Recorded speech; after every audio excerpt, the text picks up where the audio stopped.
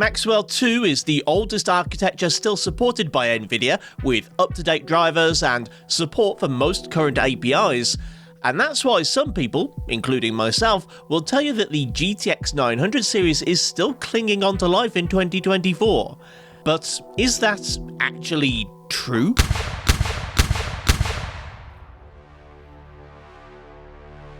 The GTX 980 has been around for a decade now, and to its credit, it isn't a doorstop yet. I don't really cover esports these days, except when testing integrated graphics, but rest assured there's enough performance here to drive hundreds of FPS in Valorant, CS2, Rocket League, Dota, Fortnite performance mode, and so on. And with compatibility with operating systems dating back as far as Windows XP, the GTX 980 could potentially still be useful for playing older and lighter weight games. When it comes to the more modern, graphically intensive titles, the Maxwell 2 card already starts to show its age. DX feature support tops out at 12.1, which covers most current titles, but we already had a scare with Alan Wake 2, and it's only a matter of time before that becomes a problem again. Although the latest drivers are theoretically supported, the last time I tested this card I had a couple of games that performed better by rolling back to older drivers. And, of course, as the GTX prefix suggests, there are no RTX features here, so no hardware supersampling support or ray tracing either.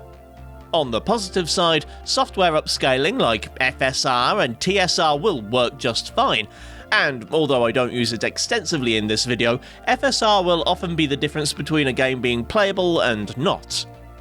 Even power consumption isn't horrendous. The reference 980 has a 165 watt TDP, and my Asus Strix model often draws less than that.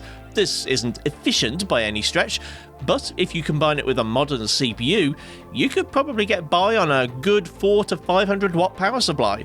And compared to its AMD contemporaries, that's practically frugal. What's most concerning in 2024 is the 980's lack of VRAM. Now, to be clear, 4GB is still enough to play most modern games, and aside from the occasional warning message, you'll soon see that it's not impossible to get playable frame rates despite this. However, there are drawbacks that go beyond mere drops in performance. To see what they are, I'll be testing using the moderately priced gaming PC 2024, featuring a Ryzen 5 7500F, an MSI B650 motherboard, and 32GB of DDR5.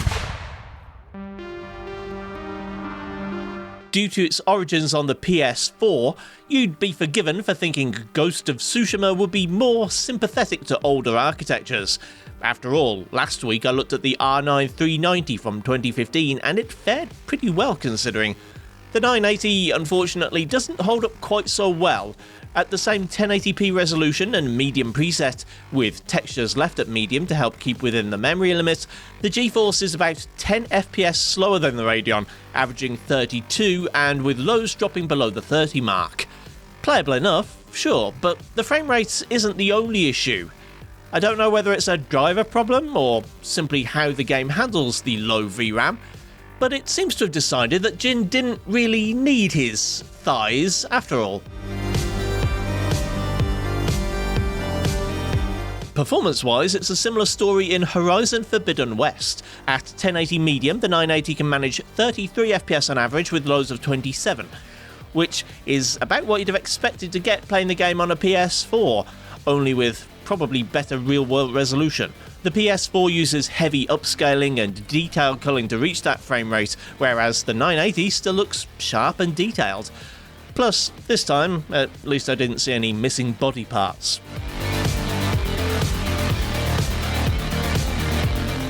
Alright, so this probably isn't fair. Hellblade 2 Senua's Saga is the game you wheel out to really show off your latest generation hardware. Even a 3080 Ti struggles at 1440 high, and the R9 390 couldn't even load it. The GTX 980 took a few attempts.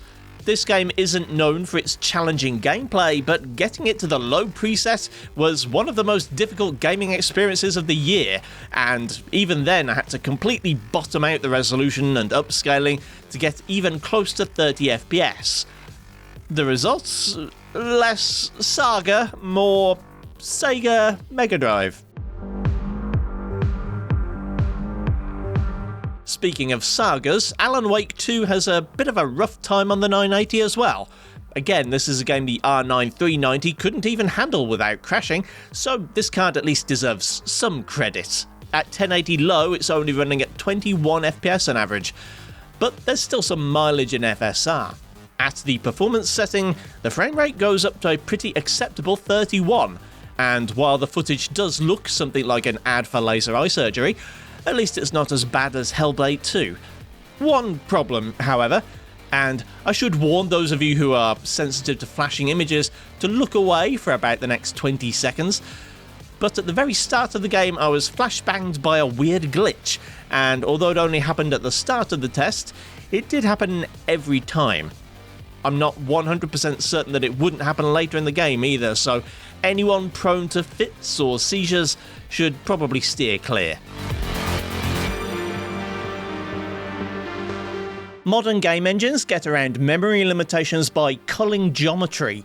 For example, Avatar: The Last Unobtainium Bender resorts to using extremely low detail models for stuff like foliage, and occasionally even just swap out complex models for random 2D shapes.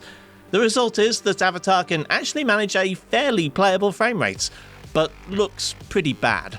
At 1080 low with FSR balanced, the average in the benchmark is 33 FPS and lows fall to 26. Meanwhile, you could play literally any Far Cry game, which Avatar has often been unflatteringly compared to by reviewers, and get both better visuals and better frame rates.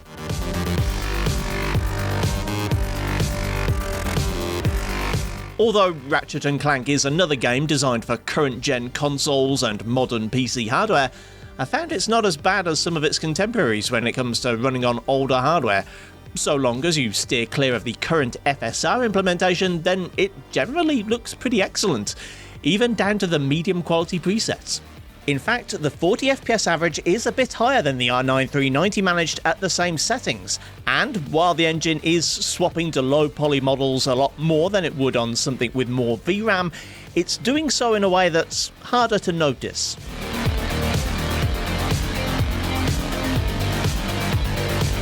I've yet to see RE4 Remake perform any of the tricks other games do, like failing to load textures or swapping trees for a giant flat brown rectangle, but instead the settings menu just tells you when you don't have enough VRAM for your chosen settings, and if you try to play anyway, it will inevitably crash. To match my benchmark to the R9 390, I tested a graphics priority and performance priority, both of which still required textures to be dropped to basically 0 in order to squeeze under the VRAM limits. Graphics priority actually came in a frame or two ahead of the Radeon at 47 FPS, though as the textures look like they were pulled from the GameCube version, you might not see the value in going for this option. The performance priority run came in at 77 FPS, which was a couple of frames behind the R9 390, but still very playable, even if the graphics aren't quite as nice.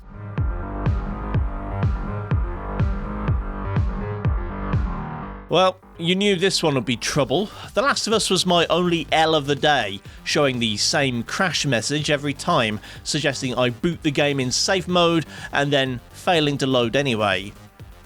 I'm not at all surprised. I tested the GTX 980 in Forza Horizon 5 back in 2022, and not much has changed in this game since then.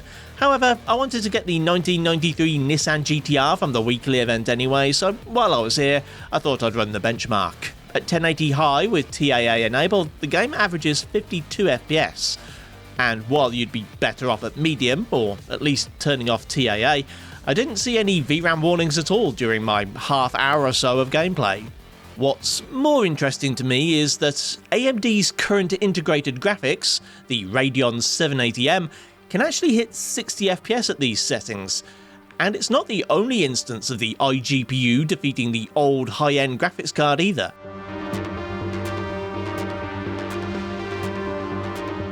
Likewise, Starfield runs a bit better on a 54-watt APU than it does on this old performance tier graphics card, though neither are much to write home about. The 980 averages 26 FPS at 1080 medium, with the equivalent of FSR quality upscaling, whereas a Ryzen 7 8845HS in a mini PC form factor can actually manage 27 FPS. Not a resounding victory for the APU, I'll admit, but not exactly an endorsement for Maxwell graphics cards either.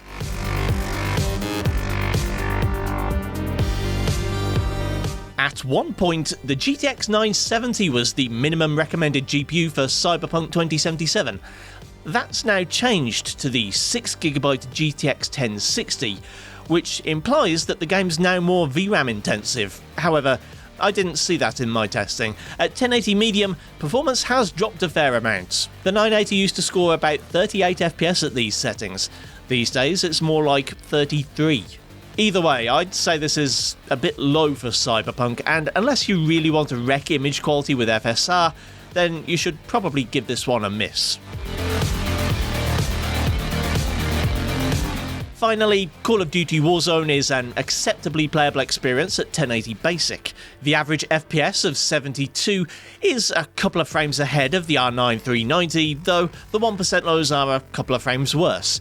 Neither is an optimal competitive experience, but casual players could probably get by in a pinch.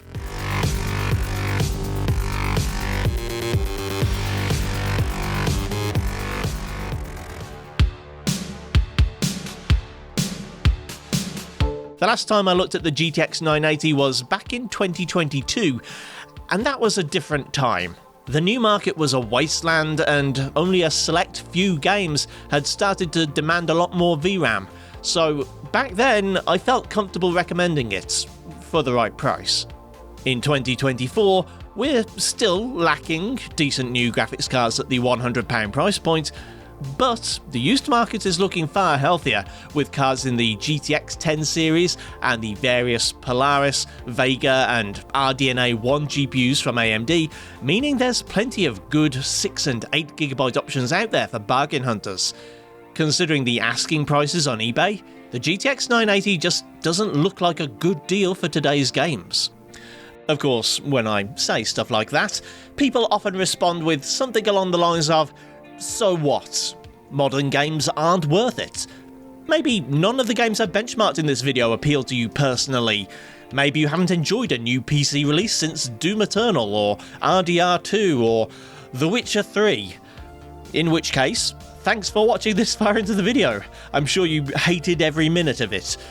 Claiming that this once powerful GPU is dead would not be completely accurate, but neither would claiming that it's still doing fine.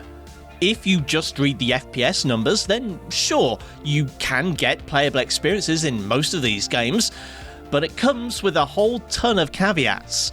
Sometimes your character's limbs disappear, sometimes scenery looks like the crude scrollings of a child, sometimes textures go on vacation, sometimes all the work of incredibly talented artists is completely undone. It's at these points where you just have to admit that this isn't working anymore. The GTX 980's time has come and sadly gone. However, if you'd like to join me in celebrating the good times, I'm working on a 2014 anniversary build featuring not one, but two GTX 980s in SLI, and that video should be coming next week. It was supposed to be this week, but the SLI bridge I bought was too small. Thanks for watching, kindly do the usual YouTube things if you feel so inclined, and I'll see you next time.